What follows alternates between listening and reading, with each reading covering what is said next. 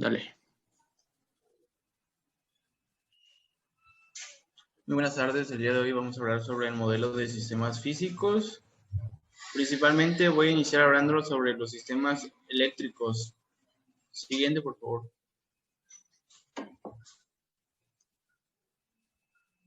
Siguiente. Bueno, un sistema eléctrico, vamos a entender principalmente cuál es la función del sistema eléctrico. Es el recorrido de la electricidad a través de un conductor desde la fuente de energía hasta su lugar de consumo. Todo circuito eléctrico requiere para su funcionamiento de una fuente de energía, en este caso, de una corriente eléctrica. Siguiente, por favor. Bueno, los sistemas eléctricos los podemos encontrar actualmente en un montón de lugares. Una de las grandes aplicaciones que tiene hoy en día es en los sistemas de generación de energía limpia, que a su vez sean fiables y eficientes, en redes de transporte y distribución eléctricas flexibles que permiten la integración de energía proveniente de fuentes renovables, ya sea energía eólica o energía solar, y evitando las interrupciones de suministros. Para hablar sobre el modelo de los sistemas eléctricos, principalmente vamos a hablar sobre la ley de Kirchhoff. Establece que en cualquier instante determina la suma algebraica de los voltajes. Para esto lo vamos a determinar en un ejercicio que vamos a resolver. El siguiente, por favor. Bueno, para entender un poco más sobre el sistema y el modelo, vamos a hablar sobre el resistor y el transistor. Y el resistor lo vamos a encontrar mucho en el modelo eléctrico y el transistor en una pequeña señal o de gran señal, de baja frecuencia o de alta frecuencia. Siguiente, por favor. Bueno, aquí tenemos este ejercicio donde vamos a determinar la ley de Kirchhoff. Para ello vamos a hablar principalmente de I, T, que es una variable resultante, donde la variable resultante es la corriente que cambia con el tiempo que circula a través de los tres elementos conectados en serie y podemos ver en este circuito. El resistor de 1000 ohms, el inductor de 8 Hz y el capacitor de 0.5 faradios. Bueno, principalmente encontramos el primer bloque que va a representar la resistencia. Para ello necesitamos ver sobre los bloques para después aplicarlos en el circuito de manera dominia en el dominio de la Laplace. Bueno, esto representa el primer bloque representa el voltaje en la resistencia por la ley de Ohms, sería el producto de I por R de forma de bloque. El segundo bloque que se encuentra ahí es la respuesta de B y el estímulo sería la relación de voltaje por la resistencia, que es el segundo bloque. Voltaje en el capacitor del producto de L sobre S en la relación sería el voltaje sobre la corriente, que es la impedancia reductiva en el dominio de Laplace, igual producto. Y el tercer bloque que encontramos ahí es I sobre S, por lo tanto, la forma de obtener la independencia del dominio de Laplace en el capacitor simplemente. Ya después, partiendo de este bloque, lo vamos a interpretar en el circuito. Y después de interpretarlo en el circuito, vamos a poner las variables, que sería B sobre S más 100, que sería los 100 ohms de I sobre S, que es la fórmula del bloque, más 8S sobre I sobre S, más 2I sobre S entre S igual a 0. Después de esto, siguiente, por favor.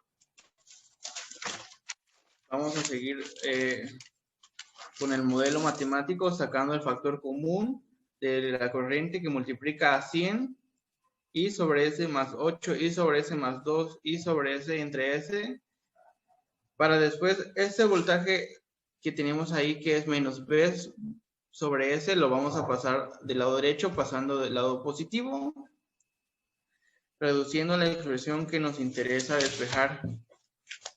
Despejamos la corriente que sería dividida por el voltaje y pasa a dividir a la derecha, por lo tanto la expresión se transforma aplicando suma de fracciones. Como podemos ver aquí, ya aplicamos la suma de fracciones.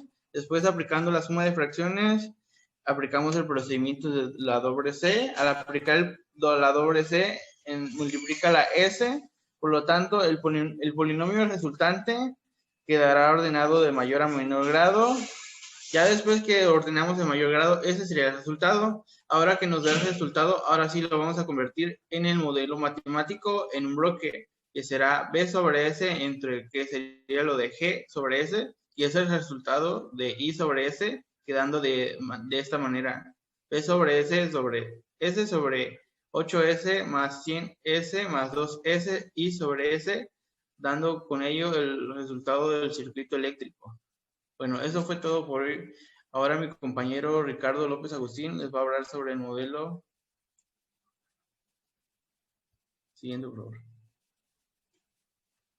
Sobre el sistema mecánico. Hola, buenas tardes. Les voy a hablar sobre los sistemas mecánicos. Los podemos encontrar en una bicicleta, por ejemplo, en su sistema de transmisión y en un sistema diferencial, así como en un automóvil. Los encontramos en diversos sistemas como el de frenado, dirección, suspensión y transmisión. ¿Qué es un sistema mecánico? Pues un sistema mecánico está constituido fundamentalmente por componentes, dispositivos o elementos que cuentan con la función específica de transformar o transmitir el movimiento desde las fuentes que lo generan, ya que se encarga de transformar los distintos tipos de energía. Se caracteriza por estar formado por elementos o piezas sólidas que realizan movimientos por acción o efecto de una fuerza, y en ocasiones pueden ser relacionados con sistemas eléctricos a fin de producir movimientos a partir de un motor accionado por la energía eléctrica. Generalmente el movimiento es de rotación o de traslación. Así, un sistema mecánico se puede clasificar por su complejidad, el número de pasos y el número de tecnologías que lo conforman. La analogía entre el sistema mecánico y los diferentes tipos de sistemas como el térmico, los neumáticos, hidráulicos, es que todos poseen causas, como serían la fuerza en los sistemas mecánicos, que se entiende como fuerza cualquier causa capaz de modificar el estado de reposo o movimiento de un cuerpo. La tensión en los sistemas eléctricos, que sería el voltaje con el que se realiza una transmisión de energía eléctrica, y la presión en los sistemas hidráulicos y neumáticos, por ejemplo, ya que es la acción y efecto de apretar o comprimir. Es la magnitud física que expresa la fuerza ejercida por un líquido o un gas en la tubería que lo contiene. Por ello se puede decir que hay una analogía entre estas tres magnitudes. Por ejemplo, la tensión que produce una circulación de flujo de corriente o en un circuito eléctrico es equivalente a la presión que provoca un flujo de líquido o de gas en una tubería, o a la fuerza que produce un desplazamiento. Esta analogía permite que los sistemas en que están involucradas estas magnitudes puedan representarse mediante un mismo modelo. En otras palabras, como son sistemas análogos, aunque sean diferentes físicamente. Y bueno, aquí tenemos un sistema mecánico, el cual es el sistema masa-resorte amortiguador, y se determinarán sus ecuaciones de estado, así como su diagrama de bloques. El sistema masa-resorte amortiguador tiene como entrada una fuerza horizontal que representamos por la letra U y una salida dada por el desplazamiento X que tiene la masa M. El coeficiente del resorte se denomina con la letra K, y para el coeficiente del amortiguador utilizaremos la letra B. Se observa aquí la ecuación diferencial ordinaria y la reescribimos de manera que despejemos la derivada de orden mayor, donde recordemos que x punto es la derivada de x con respecto al tiempo y x2 punto es la segunda derivada de x con respecto al tiempo. En otras palabras, x punto es la velocidad de la masa y x2 punto es la aceleración de la masa. Recordemos entonces que la aceleración está dada por esta ecuación, la que tenemos aquí en medio, y dado que la derivada de mayor orden es 2, tenemos que el sistema es una ecuación diferencial ordinaria de segundo orden, y por lo tanto tendremos dos variables de estado. ¿Cuáles serían estas? X1 y X2. Y para el caso de los mecanismos es usual que las variables de estado se asocien con la posición y la velocidad por su directa interpretación física y fácil asignación. Y para nuestro caso asociaremos la variable X1 con la posición X de la masa y el estado X2 con la velocidad de X punto de la masa. Entonces podemos escribir las variables de estado en forma vectorial, a lo cual se le llama a vector de estados. Derivando dicho vector de estados, tenemos un nuevo vector, cuál es el de en medio, y para la primera componente hemos quedado que x1 es la posición, tenemos que la derivada con respecto del tiempo de la posición es la velocidad, la cual es x2. Para la segunda componente hemos quedado que x2 es la velocidad, tenemos que la derivada con respecto del tiempo es la velocidad, es la aceleración, la cual, como vimos antes en la ecuación de en medio,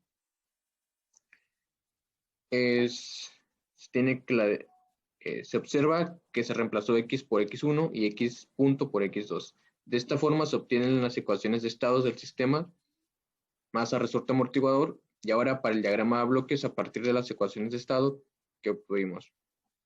Lo primero es ver que si se integran en ambos lados de la igualdad con respecto al tiempo, se tiene que es igual a que x2, perdón, que x1 es igual a la integral de x1 punto y que x2 es igual a la integral de x2 punto. Para el primer estado esto lo podemos representar como sigue. Se tiene un bloque integrador cuya entrada es 1 punto y la salida es x1. Se observa que el bloque integrador está integrado correctamente en el sentido de la flecha. Lo mismo se tiene para el segundo estado, que se tiene un bloque integrador cuya entrada es x2 punto y la salida es x2. De la primera componente de las ecuaciones de estado vemos que x1 punto es igual a x2, por lo que la línea de x1 punto y x2 es la misma.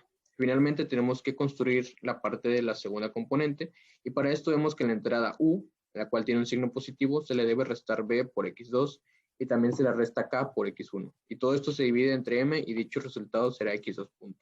Dado que la salida de interés en la posición x de la masa, la cual es la variable de estado x1, obtenemos nuestro diagrama de bloques donde la entrada es u y la salida es x.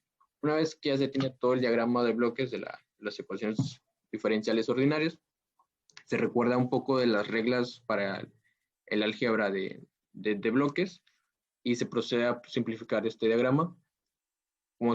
Primero lo pasamos al dominio de la frecuencia, ya que se tienen esos bloques, como se encuentran en serie 1 sobre m y 1 sobre s, se pueden multiplicar quedando este bloque.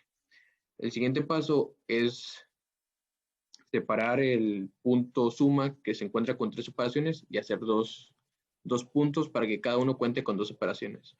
Después de esto se realiza la simplificación de la retroalimentación que existe ahí, quedando así 1 sobre ms en el numerador y 1 más, en este caso, b por 1 sobre ms. Después de realizar el álgebra nos queda el bloque 1 sobre ms más b. Siguiente paso es eliminar estos dos que están en serie. Se multiplican únicamente quedando 1 sobre ms cuadrada más bs. Finalmente el último paso es eliminar la última retroalimentación, quedando en el numerador 1 sobre ms cuadrada más bs sobre 1 más k por 1 sobre ms cuadrada más bs. Después de todas las operaciones queda que la función de transferencia es 1 sobre ms cuadrada más bs más k. A continuación lo dejo con mi compañero. Bien, a continuación vamos a hablar sobre lo que es los sistemas neumáticos. Siguiente, por favor.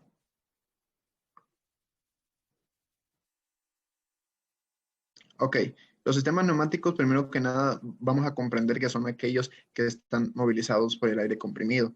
Es aquellos que usan algún actuador o componente en el cual se va a reflejar movimiento a través de un aire. Los actuadores se controlan por una serie de válvulas de dirección, control de presión y control de flujo, principalmente, entre otras. Siguiente, por favor. Ok, sus aplicaciones. Las aplicaciones del sistema neumático son inmensas en México y en el mundo. Las podemos encontrar en diversos lugares como son los bancos, casinos, hospitales, gasolineras, supermercados, empresas industriales y tiendas departamentales. Un ejemplo que podemos ver en la vida cotidiana son las bombas de gasolina, en el cual se necesita una presión para que el flujo de la gasolina llegue al auto. Hoy la neumática constituye una de las soluciones más sencillas, rentables y con mayor futuro de la aplicación en la industria y es empleada en la mayor parte de las máquinas modernas. En los circuitos de estas características, los compresores son los encargados de elevar la presión para posteriormente distribuirse en las tuberías que corresponden al circuito. Siguiente, por favor. Ok, como fue explicado en la diapositiva anterior, en los sistemas neumáticos, el movimiento del émbolo de los cilindros de los actuadores es más rápido que en los sistemas hidráulicos. Por ejemplo, el taladro y el martillo neumático responden muy bien a esta prestación. Ok, a continuación podemos ver lo que es un diagrama del funcionamiento básico de un sistema neumático. a través de un compresor que después va a un tanque de depósito. Después del tanque de depósito va a ser distribuido en todas las secciones o tuberías que corresponden al actuador para que éste se pueda mover o pueda realizar su acción a través de un secador y filtro, válvulas y finalmente el actuador. Siguiente, por favor. Ok, representación. Matemáticamente podemos encontrar lo que es el sistema neumático con las siguientes siglas, que es la capacitancia, la masa de gas en el recipiente a través de las libras, presión del gas, libras sobre pie al cuadrado, volumen del recipiente, densidad. Y también podemos ver que la capacitancia del sistema de presión depende del tipo de proceso de expansión implícito. La capacitancia se calcula mediante la ley de los gases ideales. Y si el proceso de expansión del gas es politrópico y el cambio del estado del mismo está en estado isotérmico y adiabático, entonces podemos decir y podemos usar la siguiente fórmula, que es de la constante. Siguiente, por favor. Ok, podemos encontrar otras siglas representativas en el sistema matemático de un sistema neumático, como es la presión absoluta, volumen ocupado, constante universal de los gases, la temperatura absoluta, volumen específico del gas y peso molecular a través del mol. Por lo tanto, podemos usar la siguiente fórmula establecida. Siguiente, por favor. Ok, para ejemplificación o un pequeño ejemplo, podemos encontrar lo que es este diagrama a través del siguiente enunciado. Una combinación de los controladores neumáticos produce un controlador proporcional integral derivado conocido como un controlador PIT, que podemos encontrar aquí en la siguiente figura. Esta figura constituye lo que es un sistema de presión a través de válvulas y tuberías para llegar hacia un actuador. Después lo podemos encontrar representado como un diagrama de bloques que podemos ver abajo de la misma imagen. Para disminuir o resolver ese diagrama de bloques, podemos usar lo que es las leyes o del álgebra de bloques a través de la ley de paralelos para reducir su estado. Es por ello que a través de esa ley nosotros podemos encontrar la función de transferencia que podemos ver en la imagen derecha, que es la siguiente representada. Se define como T igual a RC y TD igual a RDC. Y se considera que bajo una operación normal es el resultado siguiente, donde la respuesta sería KP igual a BK igual a A. Siguiente, por favor. Ok, comparación entre los sistemas neumáticos, o también lo podemos llamar analogía. El aire y los gases son comprensibles, mientras que el aceite es incomprensible. El aire carece de propiedades lubricantes y siempre contiene vapor de agua, mientras que el aceite funciona como fluido y como lubricador. La presión normal de la operación de los sistemas neumáticos es más baja que de los aceites hidráulicos y la potencia de salida de los sistemas neumáticos es mucho menor correspondiente a los sistemas hidráulicos. Lo dejo con mi compañero. Buenas tardes, maestro, compañeros. Yo les voy a hablar un poco acerca de lo que son los sistemas hidráulicos. Y bien, para comenzar a hablar de este tipo de sistemas debemos entender cuál es su principio de funcionamiento. En este tipo de sistemas cerrados están basados en fluidos que utilizan líquidos incompresibles presurizados como medio de transmisión. Y estos sistemas hidráulicos funcionan según el principio de la ley de Pascal, la cual dice textualmente que la presión en un fluido encerrado es uniforme en todas las direcciones. A diferencia de los sistemas neumáticos, estos sistemas se utilizan para elevar cargas aún mayores. ¿Dónde se utilizan estos sistemas? Pues bien, estos sistemas se utilizan en todo tipo de entornos industriales, desde pequeños hasta grandes, así como edificios, equipos de construcción, vehículos, siendo las fábricas de papel, la robótica y el procesamiento de acero los principales usuarios de equipos hidráulicos. Siguiente, por favor.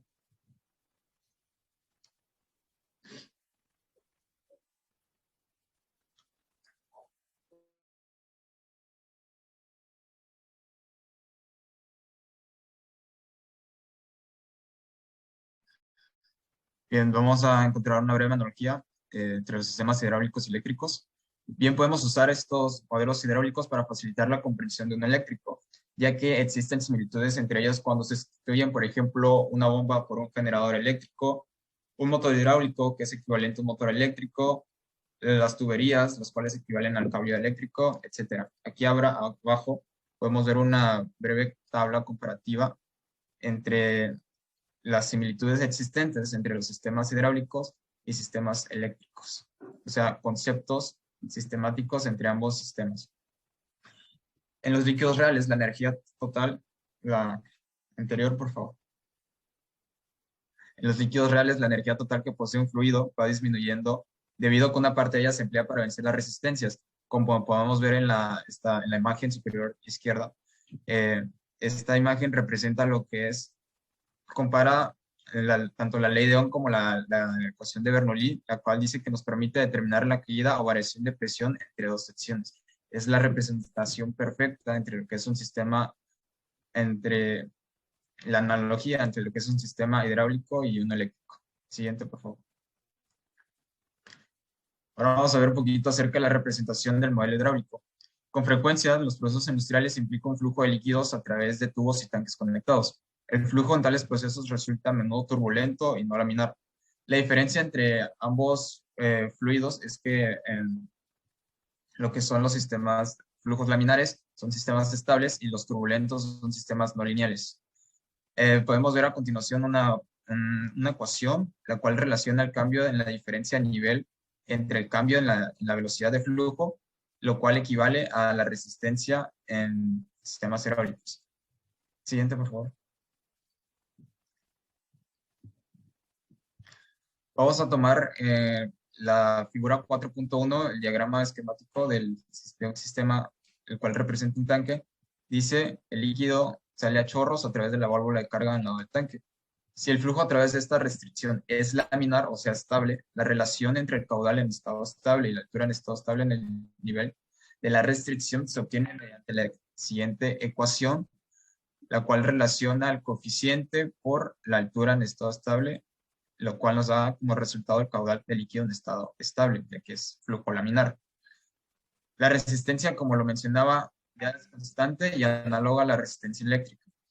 Por ahora, si en caso contrario el flujo es turbulento, tenemos que el caudal en estado estable se obtiene mediante la ecuación bastante similar a la anterior, pero con la diferencia de que ahora se le agrega una raíz a lo que es la altura en el estado estable. Siguiente, por favor.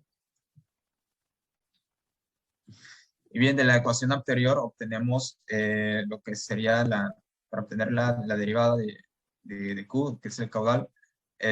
Se tiene que hacer una serie de pasos, los cuales se describen en la imagen superior izquierda, y la cual nos dice que el valor de la resistencia al flujo turbulento depende del caudal y de la altura, tal como se mencionaba anteriormente. Usando la resistencia de flujo turbulento, por otro lado, la relación entre Q y H se obtiene mediante la ecuación que se muestra a continuación en la parte inferior izquierda. Para obtener ahora la función de transferencia en el nivel de líquido laminar, sea estable, tenemos todas estas variables que se presentan de la parte superior derecha y las cuales nos van diciendo, describiendo cada una de ellas.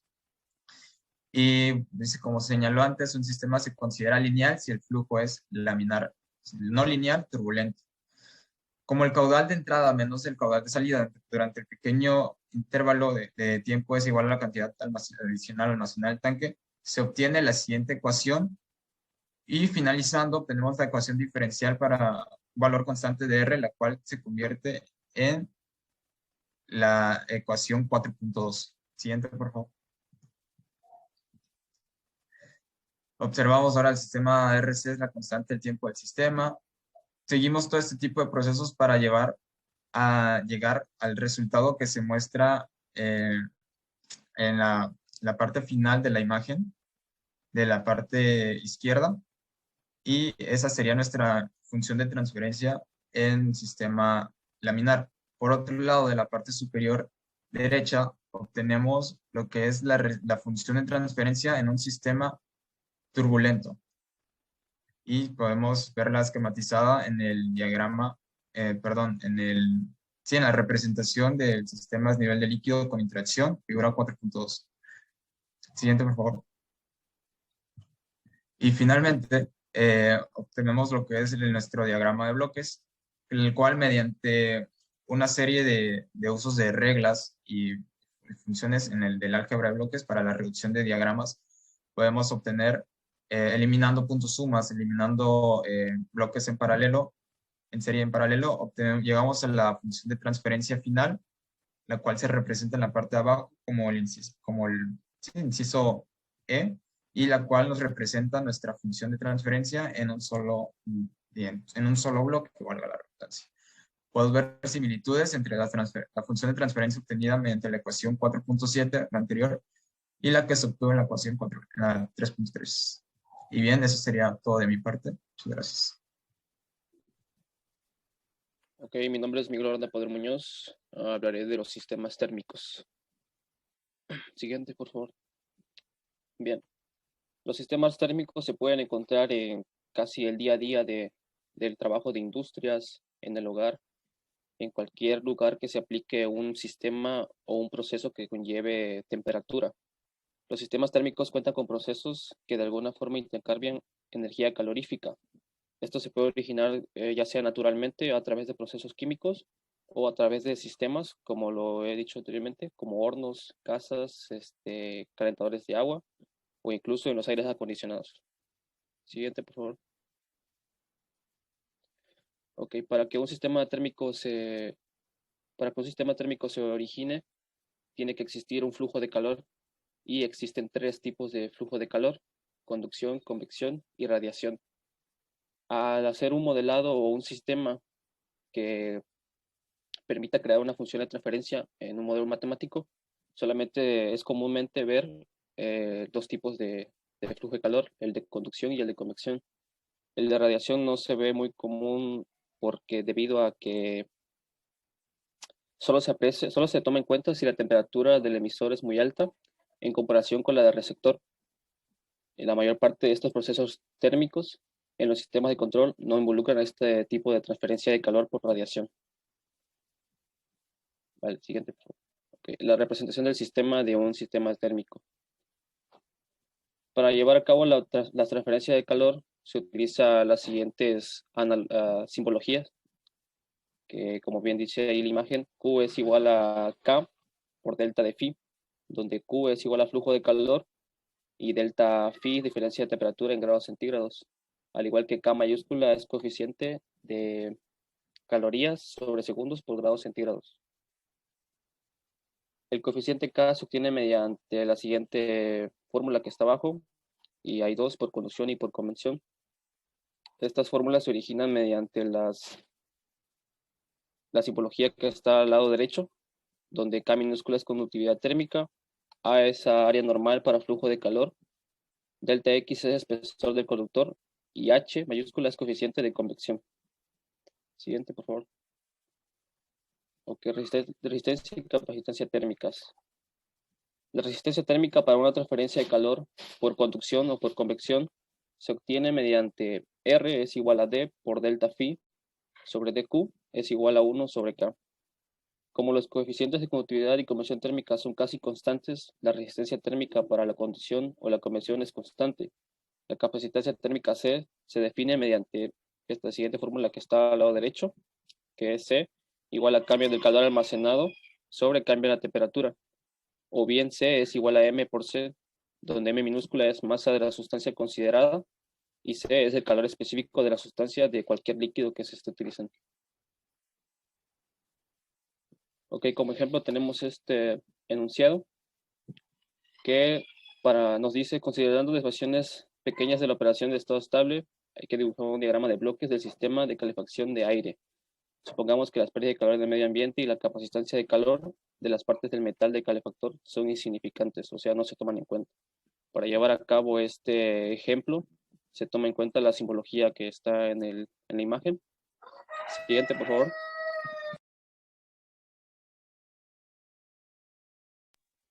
Ok. Supónganse que la temperatura del líquido de entrada se mantiene constante y que el flujo de calor de entrada al sistema cambia repentinamente. O sea que pasa de H negada a H negada más H es un índice cero. Abajo tenemos la fórmula que se deriva de la fórmula principal. Siguiente, por favor. Ok, aquí podemos ver el diagrama principal. En el inciso A tenemos el diagrama del sistema térmico, que tiene una salida y una entrada. La entrada es el líquido frío y la salida es el líquido caliente. Esto no siempre va a ser así, puede cambiar, puede entrar líquido caliente y salir líquido frío. Y esto va a depender del tipo de sistema interno que lleve el proceso. Y, ok, regrésalo por favor, tantito.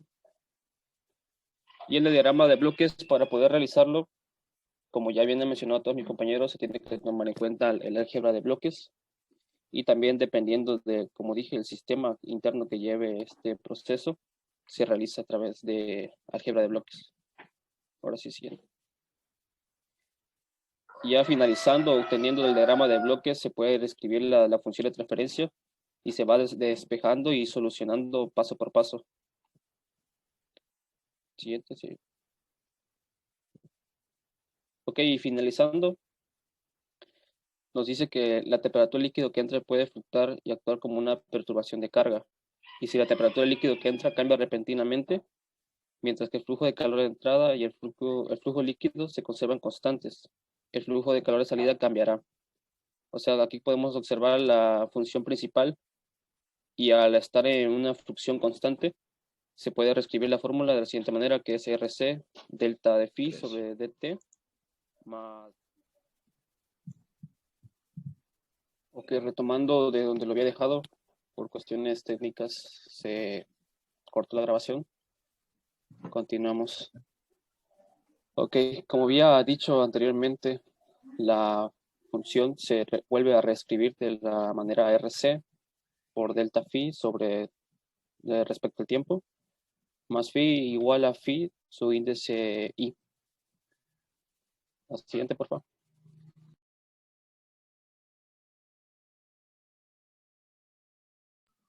La siguiente.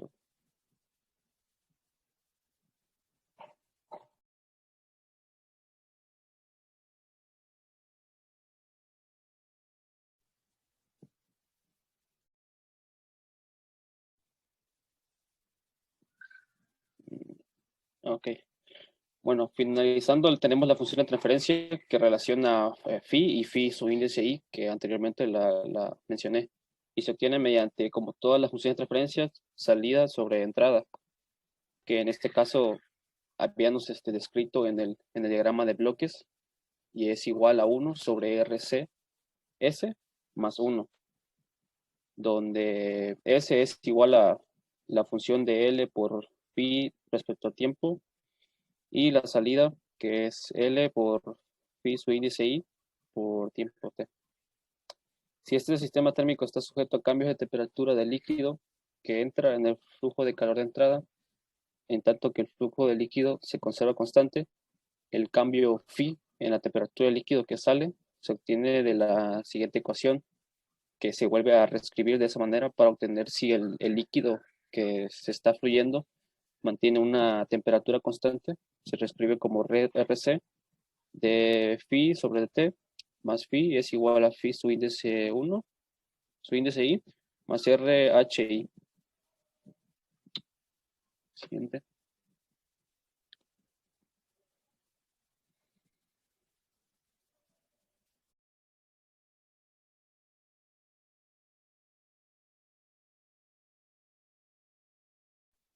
Siguiente, por favor. Ahí está.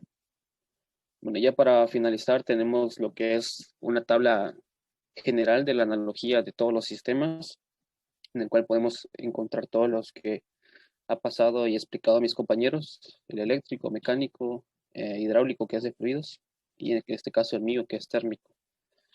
Como podemos observar, cada tabla tiene un dato o una asignación diferente.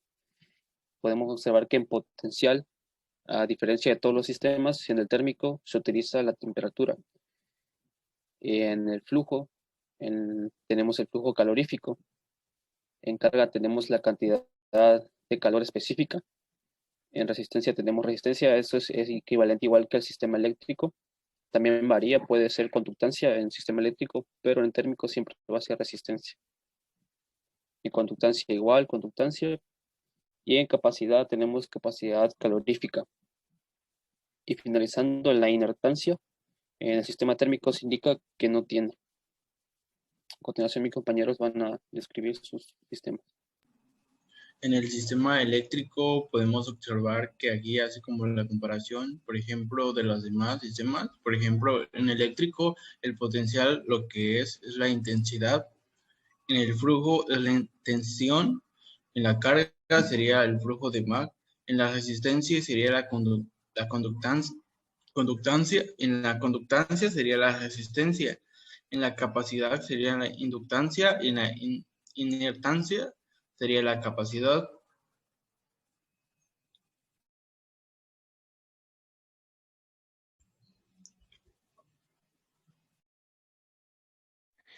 Y pues bueno, la analogía entre los sistemas mecánicos y los demás. Como mencioné, los sistemas mecánicos pueden ser traslacionales o rotacionales. Traslacionales, por ejemplo, el masa amortiguador resorte, o un sistema rotacional como sería un diferencial. En este caso, el potencial de un sistema mecánico es la fuerza, en un eléctrico es equivalente a la tensión, o lo que sería la presión en un sistema de fluidos. La velocidad, que sería equivalente a la intensidad eléctrica o a un caudal, en caso de que estuviéramos hablando de los fluidos. O, por ejemplo, la masa, que en un sistema mecánico representa la inertancia. En un sistema eléctrico está representado por la inductancia y en un sistema de fluidos por la inercia.